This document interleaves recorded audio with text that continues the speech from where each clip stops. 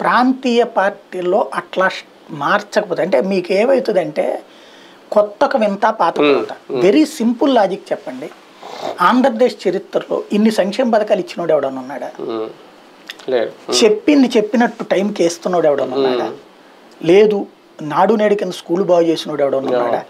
లేకపోతే గనక అమ్మ ఒడి అని చెప్పి పిల్లల్ని కూడా స్కూల్ పిల్లల్ని కూడా తీసుకెళ్ళమన్నాడు ఎవడన్నా ఉన్నాడా? ట్యాబ్లు ఇచ్చినోడు ఎవడన్నా ఉన్నాడా? ఏంటి ఉన్నా కూడా ప్రజల్లో సంతృప్తి పూర్తిగా ఉంటుందా? అంటే కడుపు నిండా అన్నం పెట్టినా కూడా అసంతృప్తి అనేది ఉంటది కదా. దాన్ని ఎలాగ పరిష్కరించాలి అంటే కొత్త మొఖాలు చూపెట్టడం. ప్రజాస్వామ్యంలో తప్పదు. మనము మెచ్యూర్డ్ డెమోక్రసీ కాదు మనది. ఏ చిన్న చిన్న ఇష్యూస్కి ఉల్లిపాయల కోసం ప్రభుత్వాలు మార్చేసాం. అటల్ బిహారీ వాజ్పేయి ప్రభుత్వం ఉల్లిపాయ కోసం పడింది. ఏమనాలి దానికి?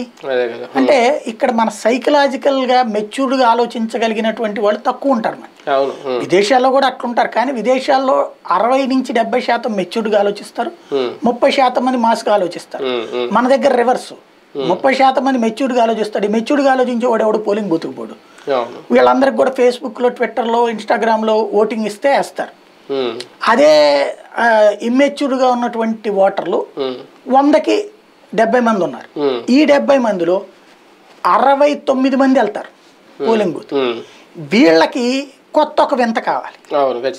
లేకపోతే కేసీఆర్ చేపట్టిన సంక్షేమ పథకాలు ఎవరు ఇచ్చారండి? అదే కదా, కానీ దించేయలేదా?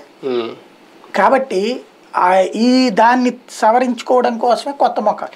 లేకపోతే గుజరాత్ లో కంటిన్యూగా ఎట్లా వస్తున్నారు కొత్త మొక్కలు. మధ్యప్రదేశ్ మారిస్తేనే గెలిచారు. కాబట్టి కొత్త మొఖాలు తప్పదు. ఈ అసంతృప్తిని చల్లార్చడానికి ముఖం మార్చడం ఒక్కటే పరిష్కారం. రైట్.